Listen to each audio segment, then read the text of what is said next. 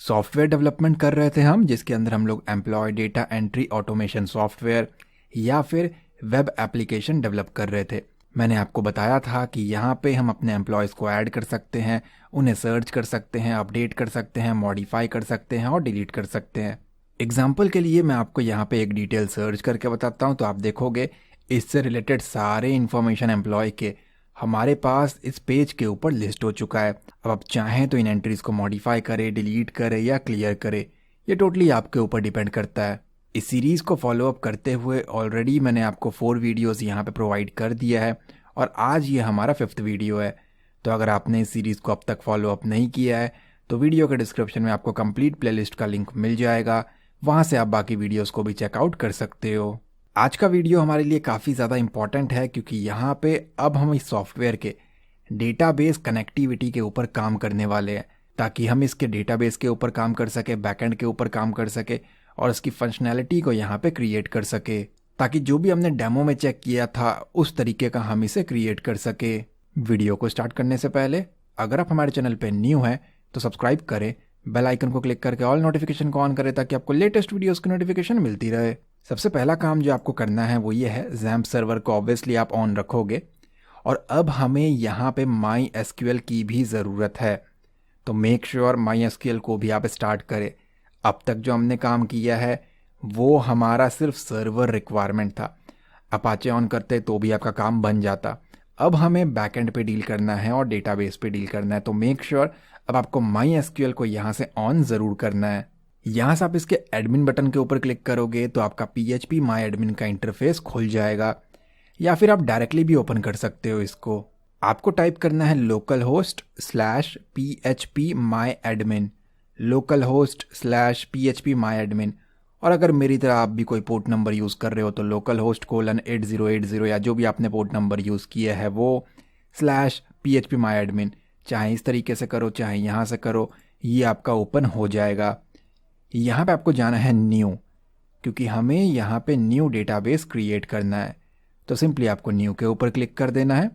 Click करने के बाद डेटाबेसेस के ऑप्शन पे यहाँ पे आपको डेटाबेस नेम पूछेगा, तो यहाँ पे मैं इसको प्रोवाइड कर रहा हूँ एम्प्लॉय।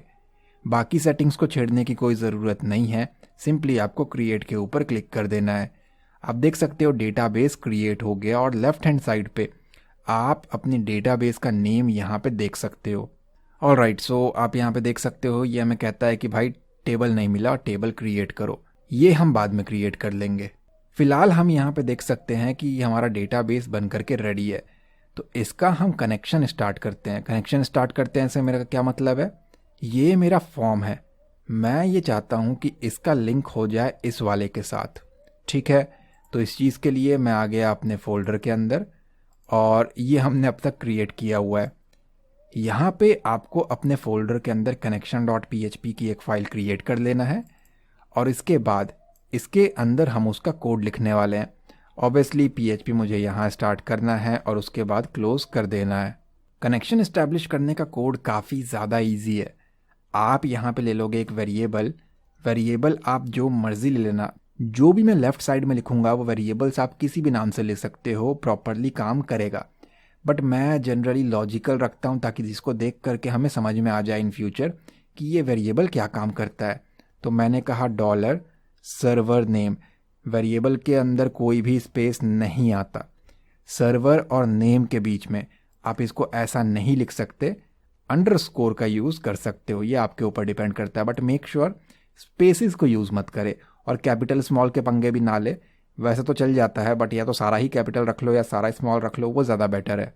तो सर्वर नेम हमारे पास यहाँ पे आ जाएगा इस जगह पे, ठीक है। लास्ट में आपको देना है यहाँ पे सेमीकोलन। इसके बाद एक और वेरिएबल लिया मैंने $username इक्वल्स टू, बाहर आकर के सेमीकोलन। इसी के साथ साथ एक और वेरिएबल क्रिएट किया $password equals to semicolon, double quote and semicolon. एक और वेरिएबल की रिक्वायरमेंट है हमें $db नेम, डॉलर मिस हो गया तो मैं यहाँ पे आकर के कहता हूँ $db name equals to and again वही चीज़। इतने ही वेरिएबल की हमें यहाँ पे रिक्वायरमेंट है। मैं इसको प्रॉपरली यहाँ पे अलाइन कर लेता हूँ। अब देखिए वेरिएबल्स मैंने कहा आपको, आप इसकी जगह पे जो मर्जी नाम रख लो, वो आपके ऊपर डिपेंड करता है, बट मैंने इतना सिंपल और लॉजिकल रखा है ना जिससे आपको डाउट ही नहीं होगा। पहला वेरिएबल बनाया मैंने डॉलर सर्वर नेम, यहाँ पे मैं स्टोर करने वाला हूँ सर्वर नेम को। अगर आपने जैम्प को प्रॉपरली इंस्टॉल किया है डिफ़ॉल्ट सेटिंग के साथ, तो आप देख सकते हो सर्वर है हमारा लोकल होस्ट।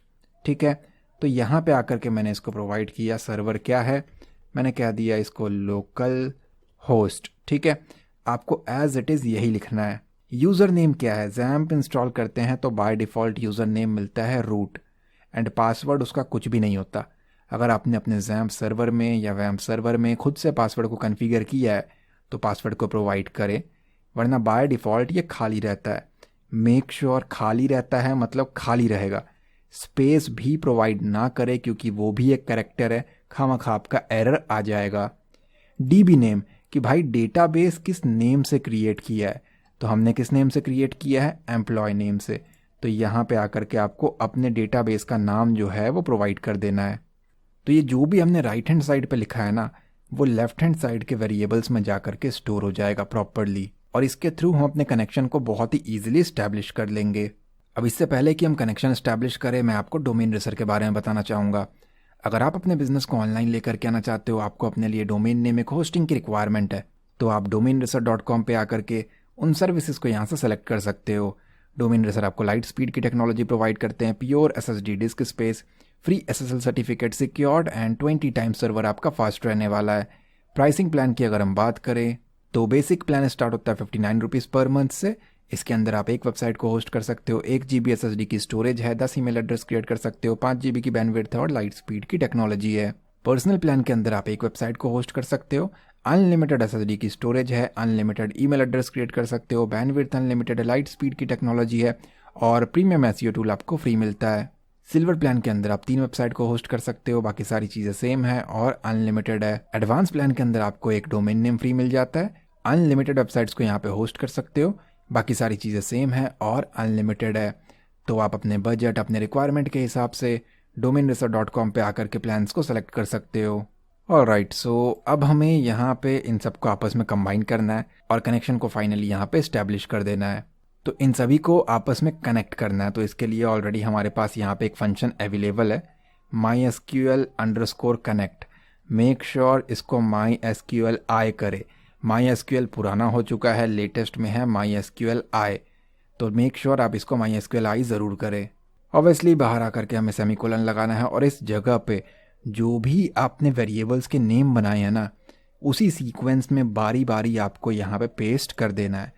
तो मैं इसको कॉपी कर रहा हूँ और यहाँ पे उसे पेस्ट कर रहा हूँ, क्योंकि यहाँ पे सीक्वेंस जो है वो प्रॉपर फॉलो होना बहुत ज़्यादा ज़रूरी है। ठीक है, ऊपर आप इनको ऊपर नीचे लिख लो, जैसे कि इस वाले लाइन को ऊपर लिख लो, वो चलेगा, लेकिन इस जगह पे ये सीक्वेंस आपको फॉलो करना है इस लाइन के अंदर। ठीक है, तो यहाँ पे मैं इसको कहता हूँ कनेक्ट कर। किसको कनेक्ट करना है, किसके बीच में कनेक्शन एस्टेब्लिश करना है। मैंने कहा ये सर्वर नेम है, ये उसका यूज़र नेम है, ये उसका पासवर्ड है और ये उसका डेटाबेस का नेम है। अब कनेक्ट होगा या नहीं होगा वो इस फंक्शन को मालूम है, इस लाइन को मालूम है।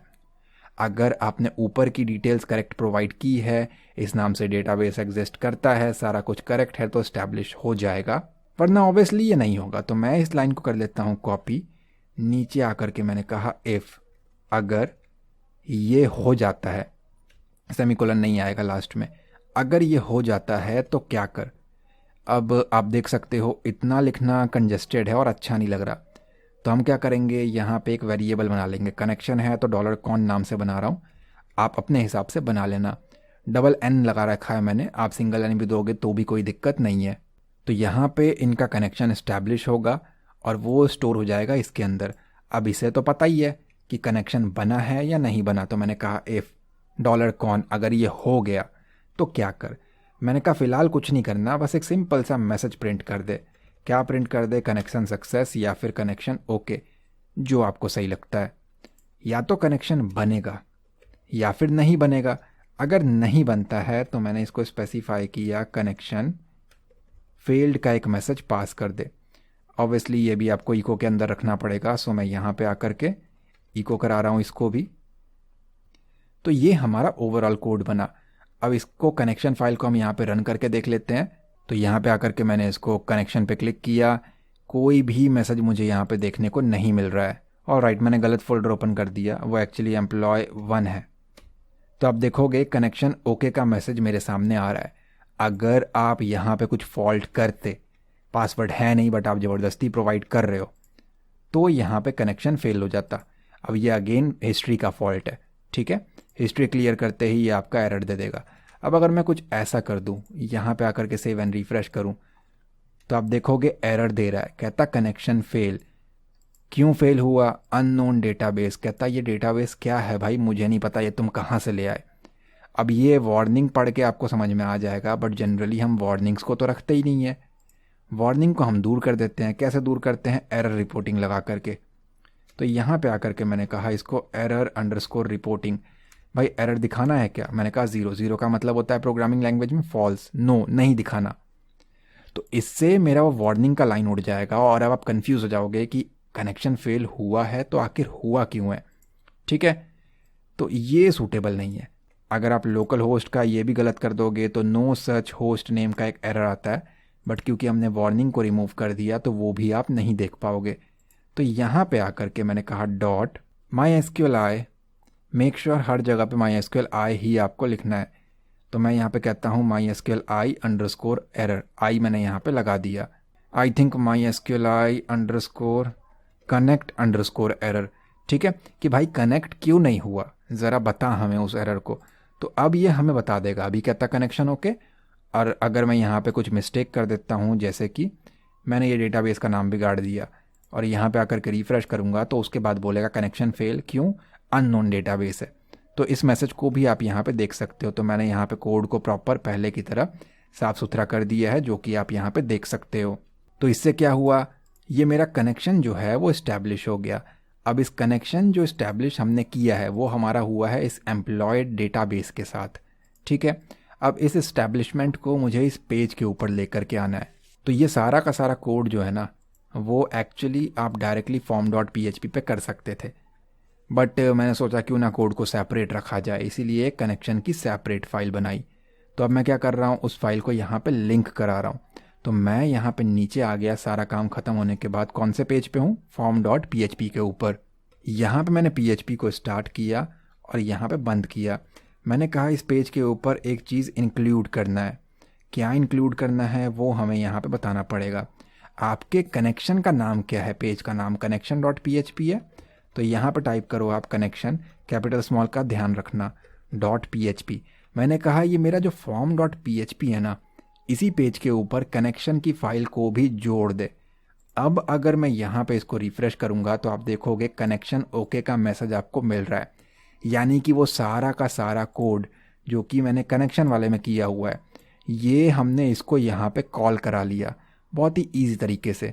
ये मुझे दिखाने की ज़रूरत नहीं है कि कनेक्शन फेल हो गया या ओके हो गया, इसको मैं कमेंट आउट कर रहा हूँ, ठीक है। कनेक्शन ओके तो हमें दिखाना ही नहीं है। हाँ, फेल होता है तो हम उसको दिखा सकते हैं, क्योंकि आप समझ चुके हो कनेक्शन ओके हो चुका है। इन केस कुछ दिक्कत आती है तो आप इस कमेंट आउट को हटा लेना, ताकि आप चेक कर सको कि कनेक्शन बना भी है या नहीं बना है। तो फाइनली हमने इस पेज के ऊपर कनेक्शन को इस्टेब्लिश कर लिया है। बाकी का काम हम लोग यहाँ पे नेक्स्ट वीडियो के अंदर कवर अप करेंगे। लिंक आपको डिस्क्रिप्शन में मिल जाएगा। मेरी पूरी कोशिश थी कि इस वीडियो के अंदर आपको सारी चीज़ें स्टेप बाय स्टेप बहुत ही ईजी वे में समझा दी जाए, और उम्मीद करता हूँ ये वीडियो आपको पसंद आया होगा। अगर ये वीडियो आपको अच्छा लगा है तो प्लीज़ लाइक करें एंड कमेंट में अपना फीडबैक ज़रूर दें। चैनल पर न्यू है तो सब्सक्राइब करें, बेल आइकन को क्लिक करके ऑल नोटिफिकेशन को ऑन करें, ताकि आपको लेटेस्ट वीडियोज़ की नोटिफिकेशन मिलती रहे।